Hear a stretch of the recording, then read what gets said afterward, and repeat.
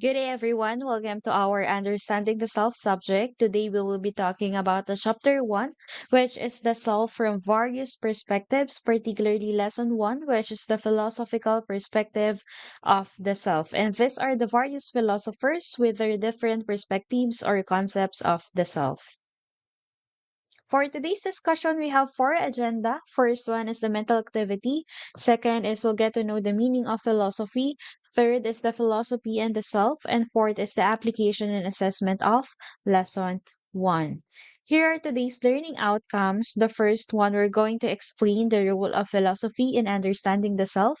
Second, we'll be discussing the different concepts of the self from the philosophical perspective. Third is to differentiate the various concepts of the self and identify their similarities. Fourth is to develop your own philosophy of the self. So at the end of our lesson one, I'll be expecting everyone that after you hear all the POVs or different perspectives of all our 11 philosophers, at the conclusion, you'll have your own interpretation of the self or your own philosophy, your own definition. Okay? So you have to listen very well. Okay. Sorry for that. Now we have our mental activity. So do you truly know yourself? That is my first question. Kilala mo ba talaga yung sarili mo? Alam mo ba talaga yung mga kakayanan mo, your strengths, your weaknesses, your talents, and your skills?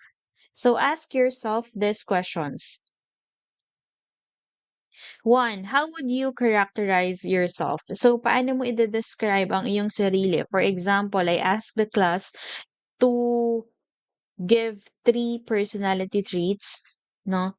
Would it be easy for you to answer? Mabilis ka ba makakaisip kung ano yung pag-uugali mo?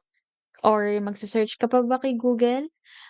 Or mahihirapan ka, magtatanong ka muna sa parents mo, sa closest friends mo kung ano ba yung mga katangian mo? Second, what makes you stand out from the rest? What makes yourself special? Okay, so ano yung strengths and weaknesses mo? Ano yung kakaiba sa'yo? Ano yung talents and skills mo na para sa'yo is madali lang, pero compared sa iba ay hindi nila kayang gawin or hindi sila kagalingan doon sa aspektong iyon. Third, how has your self transformed itself? Ano yung mga bagay na before gusto mo lang malaman, matutunan, pero ngayon you are improving, you are growing, and very familiar ka na doon sa aspect na yon. Fourth is how is yourself connected to your body? Fifth, how is yourself related to other selves? And sixth, what will happen to yourself after you die? So our sixth question, most probably natanong na ito na yung lahat ng tao sa kanilang mga sarili. Ano kayang mangyayari sa akin after ko mamatay? Totoo kaya yung heaven? Pupunta ba talaga ako sa heaven kapag naging mabuti ako dito sa earth? Or totoo kaya yung hell na kapag naging masama ako dito ay dun ako mapupunta?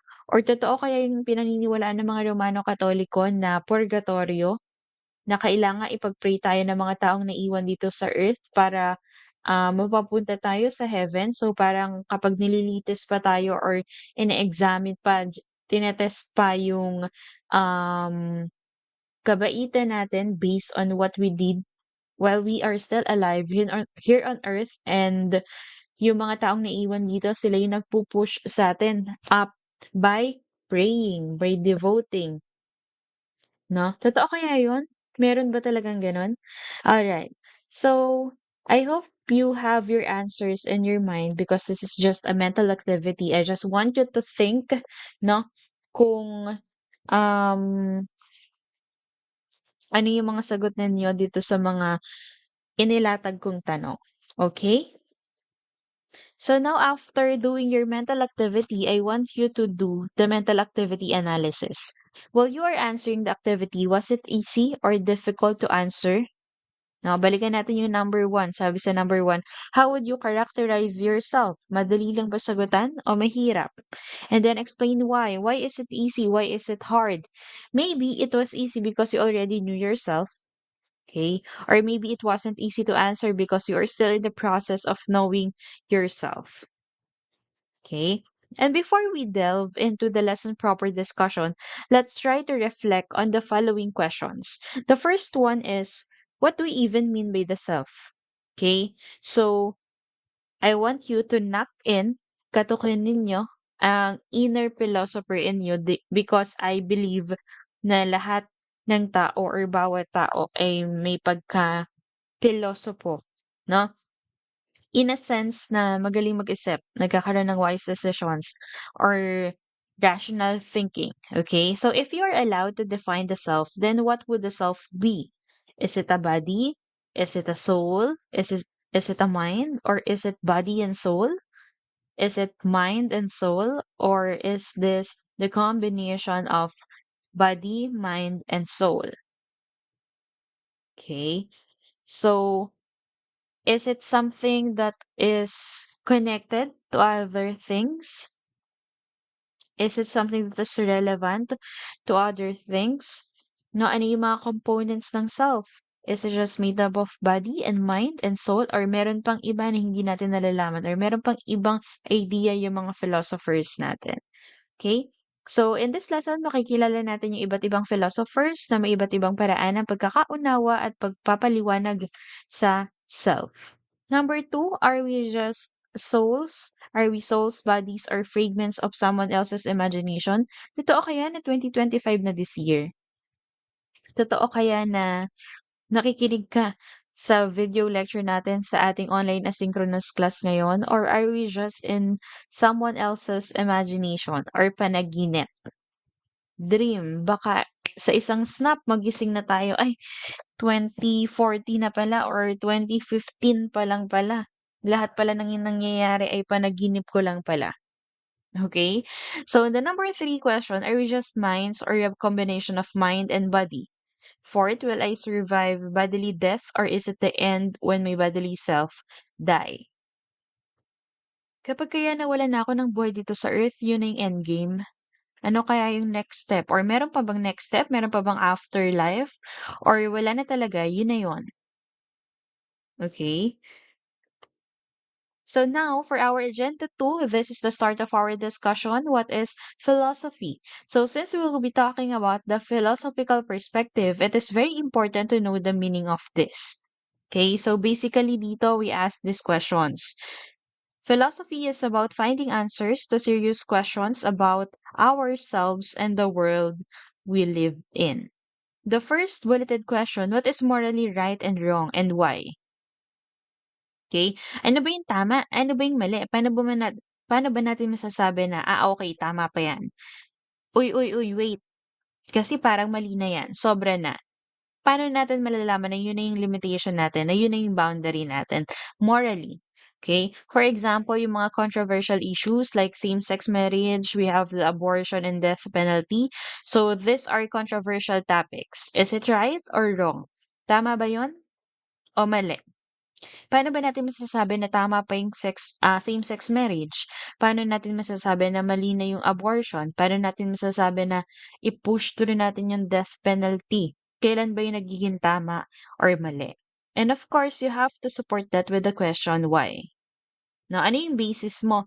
So that's also a concern of philosophy. The next one, what is a good life? So, ano ba yung matatawag natin na magandang buhay? Or okay na yung buhay na gano'n? Kapag ba mayaman ka na, meron ka ng pera, kaya mong bilhin lahat, meron kang 24 luxury cars in your home. So, paano natin masasabi na okay na ako, masaya na 'tong buhay ko, kampante na ako, fulfilled na ako, wala na akong hihingin pa? Okay, so kung katulad ng sinasabi ko kanina, kapag ba ikaw ay mayaman na, may pera na, pero what if mayaman ka nga pero wala ka namang family, wala kang loved ones, wala kang um, kasama sa bahay pag-uwi mo, 'no? Ang dami-dami ngang pagkain, wala ka namang kasama kasama kumain sa lamesa, wala ka namang nakakasalamuha, 'no? So, will that be considered a good life? Sige, baliktarin naman natin, 'no? Wala kang pera. Hindi kayo karangyaan, mahirap lang kayo, isang kahig isang tuka, pero you have your family with you. There are people rooting up or rooting for you, looking up for you, 'no? Yung ginagawa kang role model, sila yung inspiration mo sa pang-araw-araw, meron kang family members who are taking good care of you. So, would that be considered a good life? Okay? So next question, um, does God exist? Meron bang Diyos? Kung meron, sino? Kung meron, ilan? Isa o marami? Okay? And a lot more questions, just like what is the mind and so much more. Now, so basically, philosophy is about questioning existing knowledge and institutions to get closer to the truth. Now, ano nga ba yung makukuha natin sa philosophy? Meron tayong certain skill set na makukuha sa philosophy and kung ano-ano yon. We have critical thinking, argument skills, communication, reasoning, analysis, and problem solving. Now, you might be wondering, ano naman po ngayon, ma'am, kung meron kami niyan? What will we get out of that skill set? So those skills that will allow you to justify your opinion. Okay? So class, when you make a stand about anything, you have to make sure na meron ka laging reason. Huwag kang salita lang ng salita, dada lang ng dada. Kailangan lagi kang ready for the evidences for you to support everything you are saying. No? Magandang lagi kang merong pambato, meron kang panlaban para hindi masabihan na mema ka lang. No, you have your own evidences, you have your resources from whatever comes out from your mouth. Okay? So you have your valid explanation. You need to justify your position, and philosophy will teach you how to do that. Second is for you to spot a bad argument. Okay? So no matter what the topic is. Next is for you to explain to people why they are wrong and you are right. Okay, so there are cases or there are instances na ang mga tao ay gusto itong feeling na ito. Ay, hindi, mali ka. Ako, tama ako. No, there are people who want to brag about the things that they are correct. Most especially if the people they are pointing out are the ones they hate. No, ay, no, no, no. Mali ka. Dapat ganito. Tama ako. Okay? So, but the question is, why? So, dapat ma-explain mo kung bakit. And lastly, basically, philosophy teaches you to think, mag-isip. Hindi lang basta tanggap ng information. Nag-scroll ka sa social media platforms, sa Facebook, Instagram, TikTok. Nakita mo na walang pasok, hashtag, pero hindi mo na double check kung ano yung areas or locations na walang pasok. Shinare mo agad sa GC, ang nangyari ang mga classmates mo hindi na nagsipasukan kasi miski sila hindi na nag-verify ng iyong source because you are the class president, for example, so they trust you, no, you are credible, you have that sense of um leadership in you wherein ay si president nag-send, meaning legit ito. This might come from our subject teachers or even our department head. Okay, so ang dami ng nadamay. That's why I'm reminding everyone to always make sure, no, to have rational thinking. Okay, so in philosophy, kailangan meron laging ebidensya. Okay? Alright, so the first one to use the term philosophy is Pythagoras. Okay, so maybe you are familiar with him because of the Pythagorean theorem. Pero aside from that, he is also the first person to use the term philosophy. Okay, so saan nga ba galing yung term na philosophy? Term philosophy, sorry, excuse me, came from the Greek word philo and sophia, which means love and wisdom, respectively. So literally translated, it means love of wisdom. Next, we have the origin. So, saan naman nagsimula ang philosophy and logic? So, nagsimula siya because there is the need to search for the truth. No? Pag sinabi nating search, of course, that means you are looking for something. Ano yung hinahanap natin? Usually, you are looking for meaning of importance, significance, o kaya ay value or relevance. So, paano naman natin masasabing significant or valuable ang isang bagay? Gaya ng sinabi ko kanina, philosophy asks a lot of questions. For our next agenda, this is the philosophy and the self. Dito na natin pag-uusapan ng ating mga philosophers.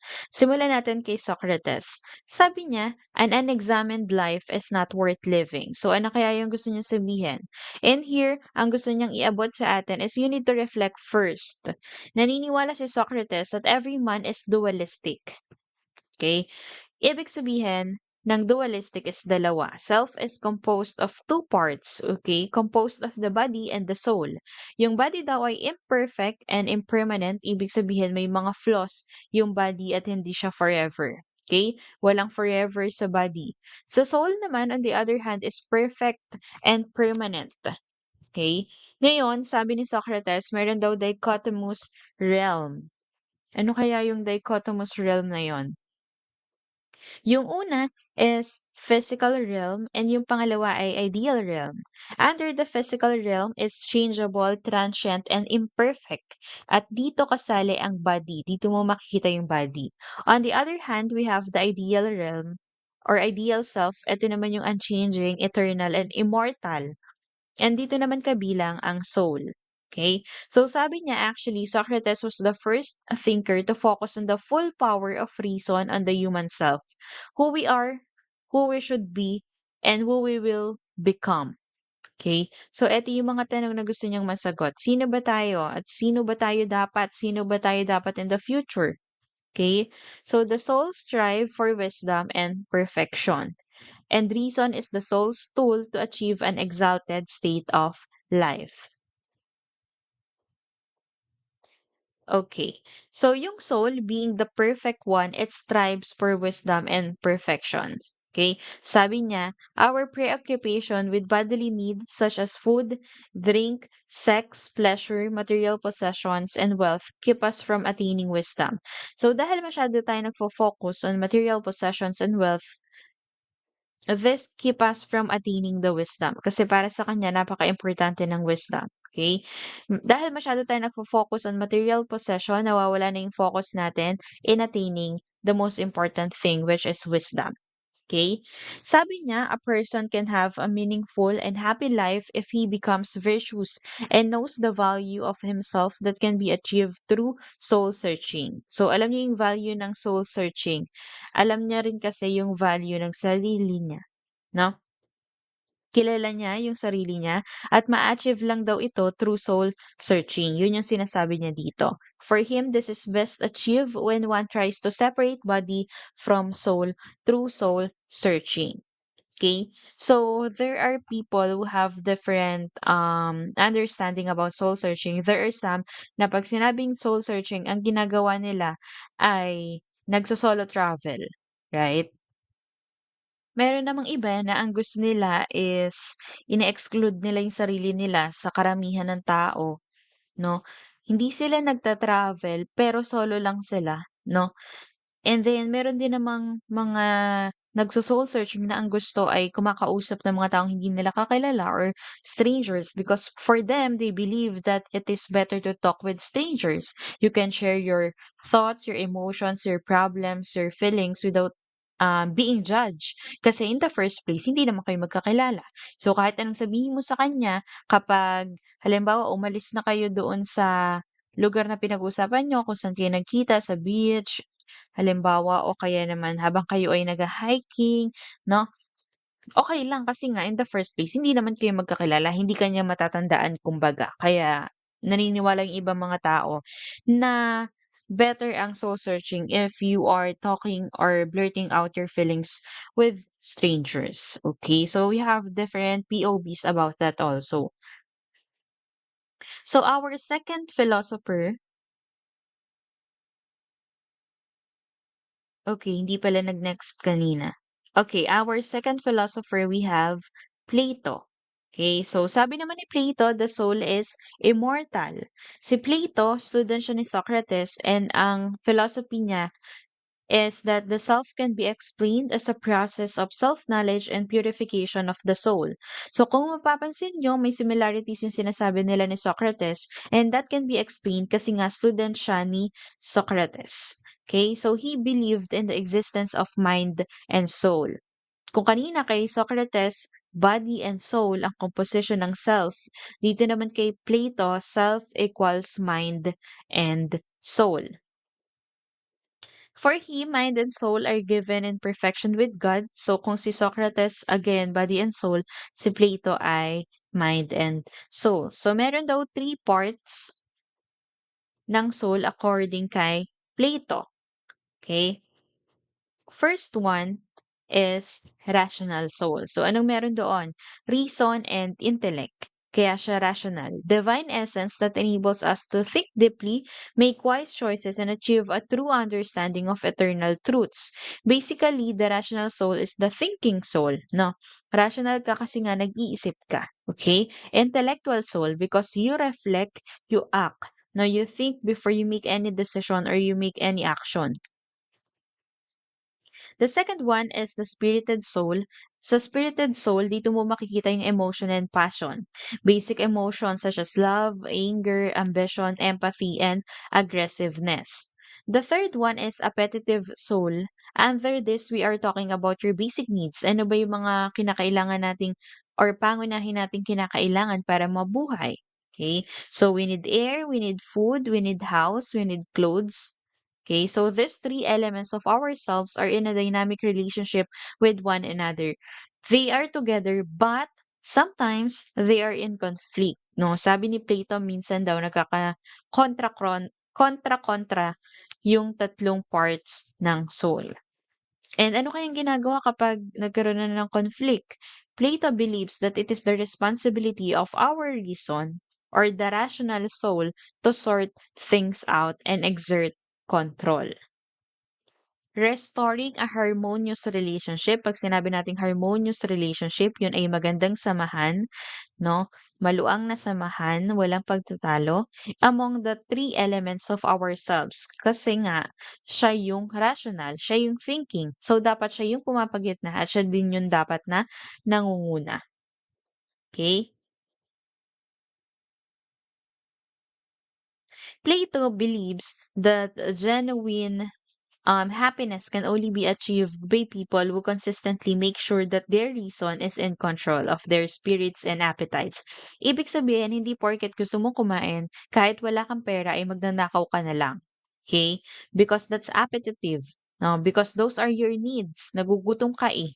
Eh, basic need ang pagkain. So, hindi ka na mag-iisip. Ang gagawin mo na lang ay magnanakaw para makakain, para masolusyonan or mabigay yung needs mo.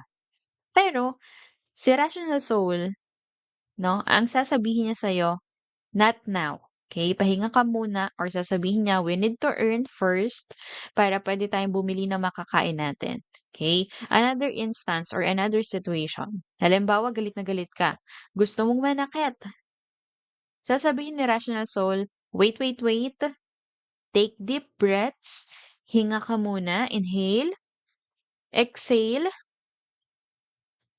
Mag-isip-isip ka muna. So, yun yung role ni rational soul. And then, the third philosopher, we have Aristotle. Siya naman ay student ni Plato. The body and soul are not two elements but are one thing. The soul is simply the form of the body and not capable of existing without the body. So basically, parehas sila ng sinabi ni Socrates. Meron tayong body and soul pero dito naniniwala siya na hindi sila magkahiwalay. Okay? They are one thing. No, you cannot separate the body and soul. The soul is that which makes a person a person. So the soul is the essence of the self. Aristotle suggests that the rational nature of the self is to lead a good, flourishing, and fulfilling life. At sabi pa niya, kung wala kang body, the soul cannot exist. The soul dies along with the body. Sabi ni Aristotle, soul and body, I suggest, react sympathetically upon each other. A change in the state of the soul produces a change in the shape of the body, and conversely, a change in the shape of the body produces a change in the state of the soul. So, anong ibig sabihin natin dito? Ibig sabihin, hindi mo pwedeng paghiwalayin ang body and soul. Kung meron kang changes sa soul, magkakaroon ka ng changes sa body. Kung meron kang changes sa body, magkakaroon ka ng changes sa soul. Okay. Sabi din niya, anything with life has soul. No? His discussion about the self centers on the kinds of soul possessed by a man. He introduced the three kinds of soul. No? Para sa kanya, meron ding three kinds ng soul, katulad na lang nung kay Plato. Para naman sa kanya, the first one is vegetative. Ibig sabihin, this includes the physical body that can grow. Second is sentient. This includes the sensual desires, feelings, and emotions. The third one is rational. So, meron ding rational sa element or sa part ng soul ni Aristotle, katulad ng kay Plato. No, rational is what makes man human. It includes the intellect that makes man know and understand things. Kung mapapansin ninyo, again, merong pagkakatulad sa kinds of soul ni Plato. But the question is, paano natin maipapaliwanag yung kinds of soul ni Aristotle? So, yung una, we have vegetative soul. Ibig sabihin, we are capable, let me show you this one, of reproduction and growth. Okay? Pwede nating sabihin na involve ang animals, no? Because as we all know, animals can reproduce and can grow. Plants can reproduce and grow. Humans can reproduce and grow. Second one, we have sensitive soul or sentient soul. It allows mobility and sensation. So you can move around, no? And we have feelings, emotions, and reactions. So this one not applicable to plants, but animals and humans are capable of these things. Right? Merong emosyon, merong nararamdaman, merong reaksyon ang animals and humans. Pero ang plants or halaman ay wala. Okay? Lastly, we have rational soul. Rational soul is what makes humans human. Okay? Because plants and animals doesn't have rational soul according to Aristotle. So ano ba yung rational soul? Again, it's about your thoughts, no, and reflection. Okay? Humans are capable of thinking. We have the intellect and we can reflect on our actions. Okay? So kaya natin mag-isip, okay, wait, tama ba yung ginawa ko? Parang hindi, parang mali. Okay.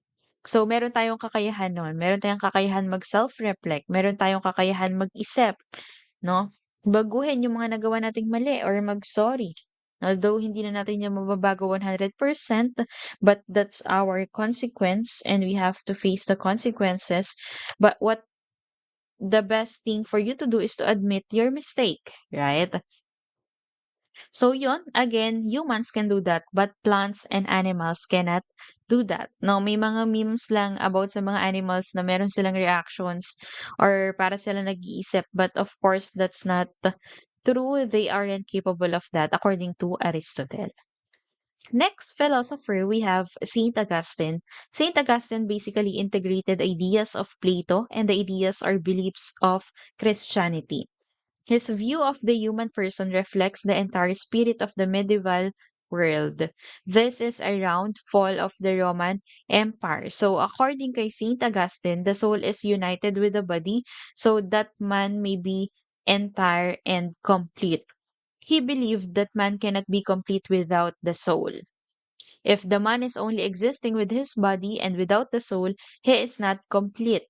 He also believed that humankind is created in the image and likeness of God. If you were a Christian, more or less you are familiar with this term, no?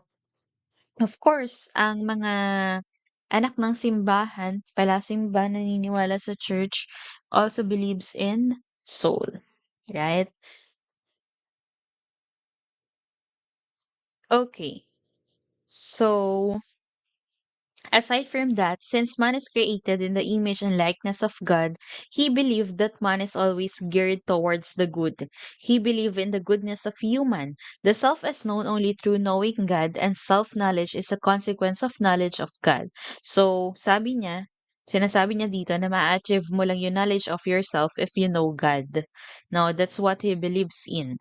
Knowledge can only come by seeing the truth that dwells within us. At ano yung truth na sinasabi niya dito? Again, yung truth na sinasabi niya is yung truth of knowing God. Mabilis siyang tandaan. More on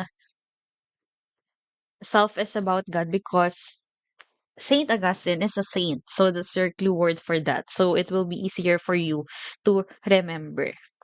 Next, we have Rene Descartes. Sorry, that's Rene Descartes. Excuse me. Okay.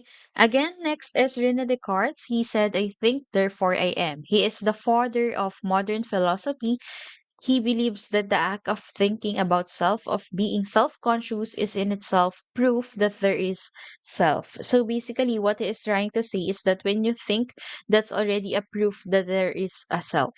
Na there is self. Naniniwala siya na merong two distinct entities.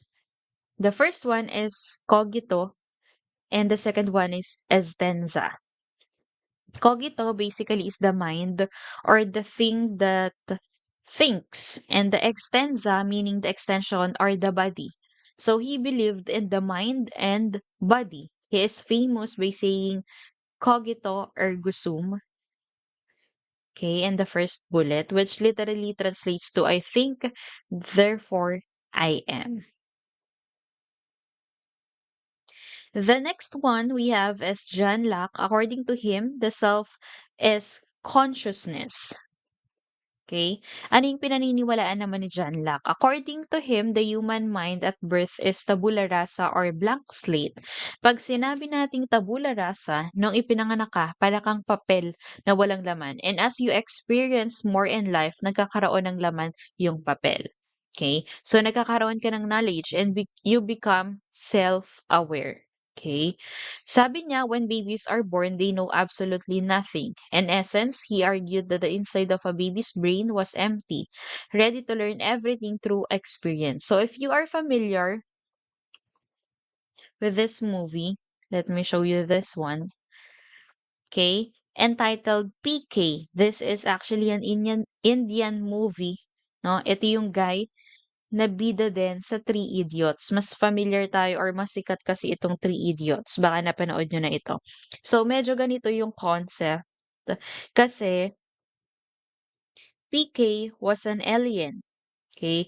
At ngayon, wala siyang knowledge sa culture, of course, wala siyang knowledge sa practices ng mundo, sa Earth, kasi nga alien siya. So, basically, he was a blank slate. He's the best example for tabula rasa. And he learned along the way. Natututo na siya because of the girl beside him and the people who surrounds him. No? Again, the self is consciousness, sabi ni John Locke. Pero ano nga ba yung consciousness? When we say consciousness,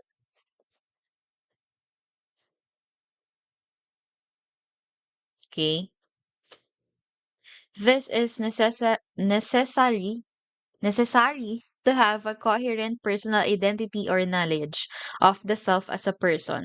What makes possible our belief that we are the same identity in different situations. Okay, that is according to philosopher John Locke. Next is David Hume. He believed that there is no self. He believed that self is simply a bundle or collection of different perceptions which succeed each other with an inconceivable rapidly and are in a perpetual flux and movement. So the idea of personal identity is just a result of imagination. Okay?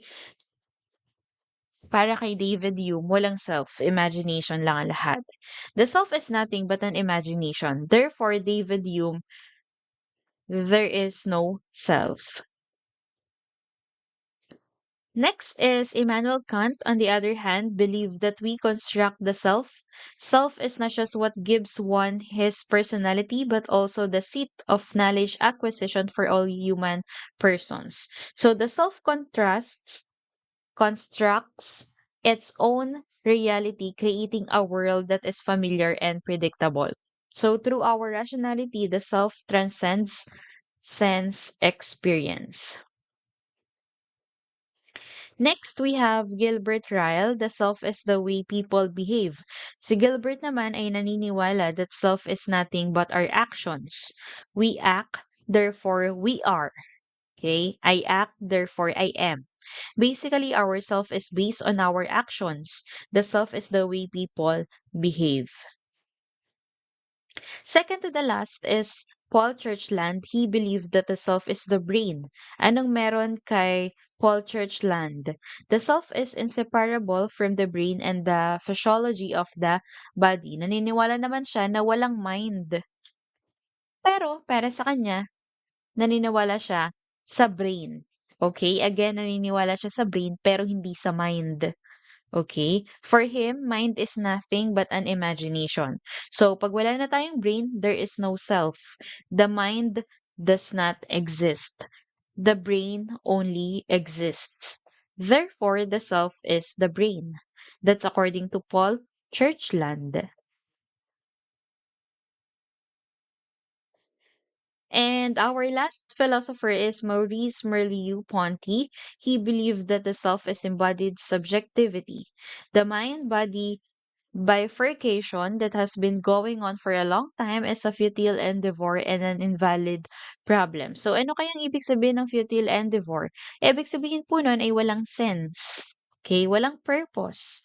All knowledge of ourselves and our world is based on subjective experience. Okay, the self can never be truly objectified or known in a completely objective sort of way. So basically, the self is embodied subjectivity.